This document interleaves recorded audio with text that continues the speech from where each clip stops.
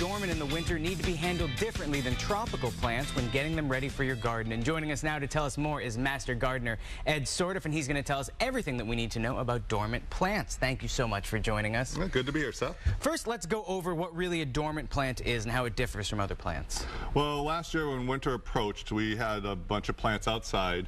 We could either bring them in the house or in the greenhouse, but some plants just go dormant. I mean, they'll just go to ground, and you can store them over the winter, say in your basement, a nice area that's 45 degrees or above, but not very hot. And then that's basically what we did with these. And those are different from annuals, and those are plants that will die over the winter but then kind of reborn, is that correct? No, annuals actually mean they only last 1 year. Was I thinking perennials? Yes. Oh, yeah. okay. So an annual will grow for the year, produce its seeds, seed its seeds, and then they'll come up next year. Perennials will come back every year. They're perennial.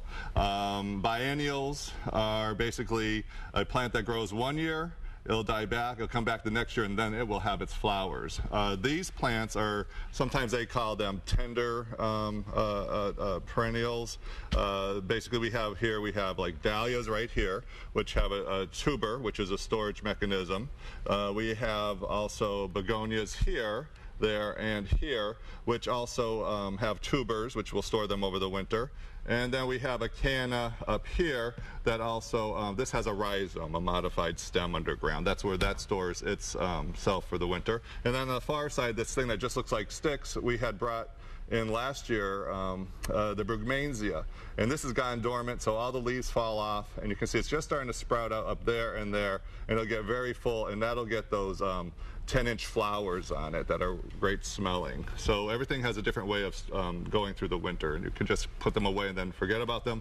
They start sprouting up like this, and then you take them back out, and then you're ready to go outside. So when it comes to care, what do we need to know about these plants? Okay, well, when we put them away for the winter, like we did last winter, we actually cleaned off the plants. These were the dahlias that I had out in the garden beds. So what I did was I let the frost kill them back to the ground.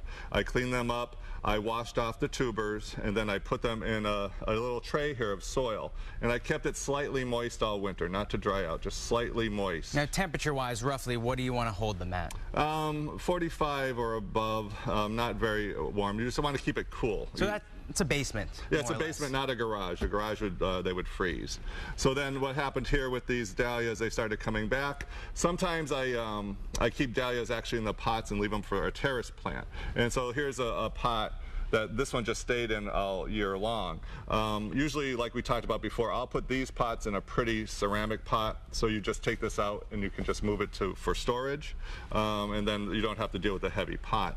Now here, when they start coming back like this, a good thing to do is to cut them back. So if you want, I had already done this earlier, and I can actually show. Now, it always seems counterintuitive to me. Recently, I cut my mother's rose bushes. Why do you cut down a plant just so that you can let it grow up again? Well, you cut it down so it will actually sprout more stems. So right here, I don't know if the camera can pick it up, but see right in between this stem here? Oh, you can see a baby stem. Yeah, there's a little stem starting from the corner, and you can see that actually better up here. There's stems that are coming out from where I had cut that earlier. So you'll want to do the same thing here. So you can actually find a stem and cut this like down to where these two little leaf are coming out. So this one you want to cut all the way down here? Yeah, leaving those two leaves. So, and then all of a sudden it will start spreading more stems from right there. Now, does it make it so it's easier for the plant to help grow the two shoots coming out? Yes, because now you got rid of the top here, so now it's going to have to try to redirect the energy, and then you get the more stems, more flowers. That's why you get a nice thick plant like that. So you'd rather have it thick than tall? Yeah, just a tall plant with a few stems and just one flower bud on the top is not going to look very good for you. So also what you can do at this time of year, now you can see I actually had put these into this tray here. These are the tubers. You can see the tubers are actually coming out of the ground because they're actually pushing themselves out of the ground because they're growing. This is a time of year you can actually divide things like your dahlias. So all you would do is basically, say we're going to put this back in the ground.